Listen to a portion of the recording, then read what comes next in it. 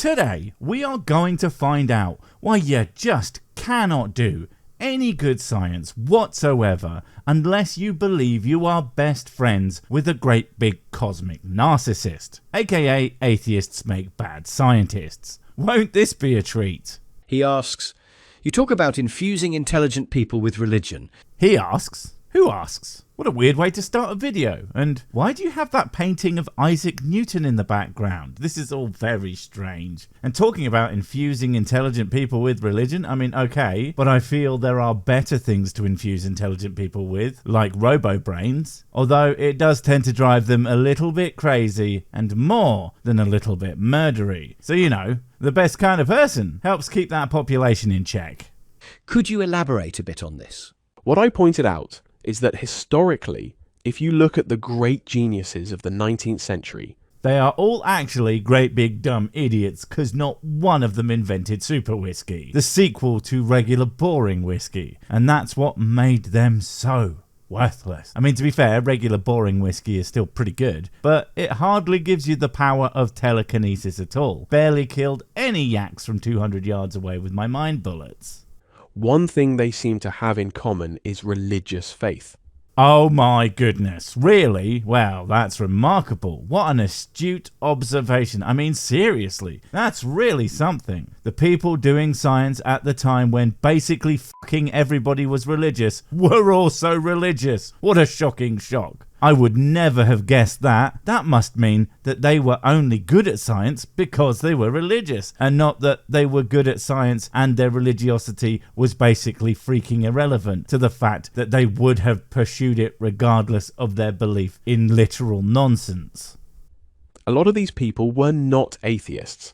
What are you talking about? Religious people are the religious ones. Well, that's news to me. I thought atheists were the most religious people. I mean, that's what theist morons keep telling me when they have no coherent arguments and want to somehow disparage atheism by comparing it to what they believe. You know, I don't think that's the slam dunk you think it is, unless it's right into your own goal, I guess.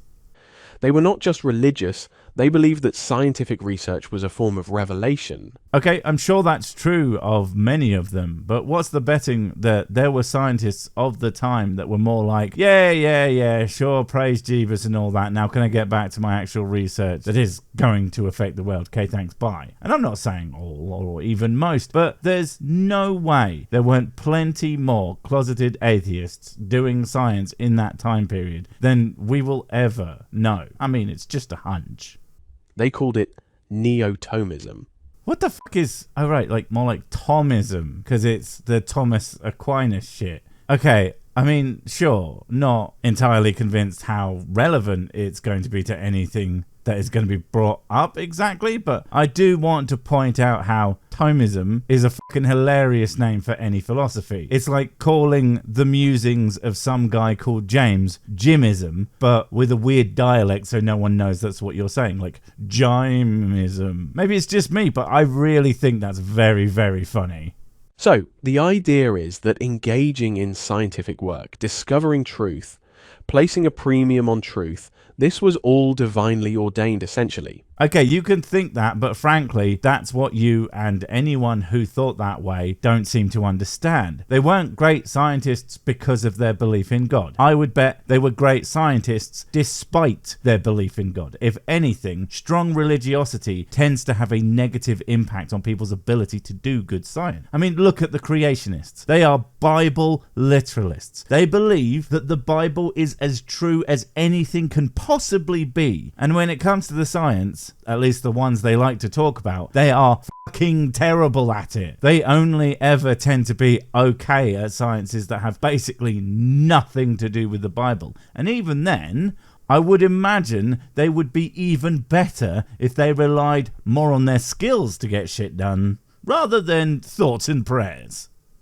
And this was a motive complex which kept them very truthful, kept them very dedicated, kept them aligned with objective truth. Did it though? I mean, throughout history, time and again, it has been shown that religious teachings and institutions have often stunted scientific progress. They did not help at those times. And in fact, the less impact any religiosity has on scientific inquiry, the faster that science seems to progress. And you have to wonder why the great scientists of today, while a decent number of them are religious, many absolutely are not, and they at the very least seem just as capable as each other, if I want to put it nicely anyway. But if I were a betting boy, I would imagine that more of the scientists involved in the greatest discoveries from like the last 50 years were at the very least undecided on the whole religious front.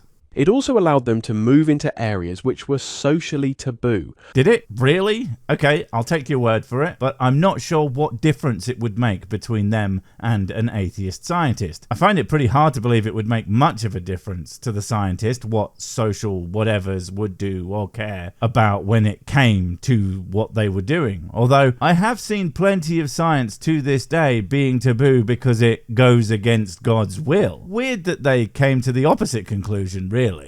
Fully cognizant of the fact that in so doing, they were doing God's work. Oh my, that came off as a little bit sinister. I mean, seriously, how often has doing God's work been synonymous with doing something really fucked up and saying, it's okay, God told me to skin all those babies? At least with atheists, you know they're doing it for a good cause. I'm sorry, I meant a good course. You can't have a fancy meal without a bit of baby pate. This was an act of revelation, and if things had to change, if this finding challenged some preconceived notion, then so be it. What? That's not God science. That's just science. That's just what science does all the time, regardless if the person doing it is a believer or a non-believer or a very clever block of cheese. You know why? Because science is belief agnostic. And I don't mean it's agnostic in the layman sense of I don't know if there's a God, but somehow that makes me practically atheist, because I refuse to call myself an atheist even though I literally do not believe in God, because I somehow think that makes me sound cleverer. Seriously, I get that so often. But in the meaning of being agnostic to something that is irrelevant to its function. Science works because science doesn't care what you believe. It only finds more facts and bases its conclusions on such. And when people use their biases on it, they tend to bounce off because they won't be finding facts, and it will be really obvious, at least ultimately. To do otherwise, to suppress, that was bad. Look, I'm not going to lie and not say that religion's relationship with science over the countless centuries hasn't been complicated. There have been times when certain religious organizations have been somewhat at the forefront of science, at least for certain kinds. But to act as if there are no boundaries when it comes to the interaction between religion and science, that the beliefs based in biblical literature don't butt heads with science, is to talk absolute nonsense. Because science regularly demonstrates that the contents of many religious beliefs are utter nonsense. That the ideas for how certain things in the universe came to be just aren't true. And science shows that to be so all the time. To the point where basically nothing about our universe, as described in any religious text, is even remotely accurate. And this was a very powerful way of protecting yourself against heterodoxy. Wait, I'm confused. I thought heterodoxy means beliefs, ideas, or activities that are different to and oppose generally accepted beliefs or standards. So, are you saying that believing in God made you do exactly what everyone else does? That's like the opposite of what you've been claiming this entire video. I think what you probably mean is orthodoxy, as in authorized or generally accepted theory, doctrine, or practice. I don't know. You've either fucked up because you didn't know what words mean, or you somehow think that doing the same things as everyone else will somehow get you more groundbreaking science, when no. And also imbuing your life with an existential purpose, a life of purposefulness, and a drive towards scientific inquiry. What, like atheist scientists don't have purpose? Dude, why the fuck do you think they became scientists? I mean, not every last one, but so many science boys do it because they want answers to questions. They want to know more about the universe and to add to the collective knowledge base that we all share. There aren't many careers that are more existentially fulfilling than unraveling the mysteries of the universe. And, well, maybe God, though, will end up being part of that. If it isn't, well, it doesn't have to be. And if and when we figure that out, either way, in a concrete manner, it won't matter what the person who cracks it believes, because science doesn't care. It just kinda works. So if you could put that back into modern scientists... You could put anything into them. You could fill them full of whiskey, get them completely drunk off their asses, and as long as they did the science properly, somehow, they will discover more about how the everything works. That's the point. That's always been the point. That no matter what you think about how the world works, if you do science properly, you will get the right, or as close to the right answer that we are currently capable of accessing. And Charles Murray, who was the first to propose this thesis in a book published in 2003 called Human Accomplishment. While I have absolutely no intention of reading a whole goddamn book, when I don't imagine it'll have much impact on the conclusion of this video, I had a look into it a bit, and apparently the concluding chapters of it devolve into statements like, I cannot supply quantitative measures, and the analysis is less quantitative, more speculative, and definitely more opinionated for the things he has to say. And while that could be cherry-picked to some extent, I can't lie, it really does sound exactly how I would expect a book about how religion is super important for science, honest guys, would roll out. He argues that one of the transitions that's taken place is that these religious values have basically gone, they've evaporated. I mean, that's not even true. There are still plenty of scientists who are religious. Last I saw, something like 30% of all scientists hold spiritual beliefs. And considering the population of the planet has frankly exploded over the years since back then, if we were to make the assumption that the number of people doing science is relatively proportional, that would mean that there are more religious scientists than there were when fucking everyone was religious. So even with the decline in percentages, surely the guys keeping your side up should be plentiful enough to keep doing all the real science TM all on their own. Although, let's be fair, that's clearly bollocks. And they've been replaced with Freudian, Freudo-Marxist, nihilist, relativist type value systems instead. Wow, that was just, what? Fucking word salad. Hello, me old friend. That's the kind of shit I would expect out of feckin' spirit science. Jesus. Freudian, Freudo-Marxist, nihilist, relativist type value systems. I mean, first say that 10 times without your brain ejecting itself out the back of your skull. And second, that was just the big book of I'm religious and here's the things I don't like, so anything I don't like is clearly all these things. The playbook of the intellectually honest smart guys. Which do not place a premium on truth and see truth as being something that's expedient and plays into power dynamics. I don't know, you're Freudo, Roido, Marxy, Narxy, Roo-Rah. Aside from the fact that it can't possibly be all sciences, I mean, science is an international effort. So even if this was true of one place or organization or even a country, there will always be places, organizations and countries that don't give a shit what everyone else is doing. Because at the end of the day, science's value is in its ability to demonstrate facts about the world. So anyone doing shit that doesn't do that is going to quickly become obvious what's happening and they're going to fall behind. So even if the whole world was full of these froopy, droopy, moopy boys, if they want to demonstrate reality and are doing science properly, their ideology is going to be, say it with me, fucking irrelevant. And on that basis, Murray argues that this has handicapped the innovativeness of scientists because they're not able to pursue truth. Nonsense. Absolute gibbering nonsense. I mean, if we are defining truth as, factual shit, then science has done nothing but that. And in fact, after a little perusal of some scientific research, our knowledge base has done nothing but increase since its inception. I can only assume that what he means by truth is shit that reaffirms his already held beliefs, because frankly, that's always what these sorts mean when they use that word.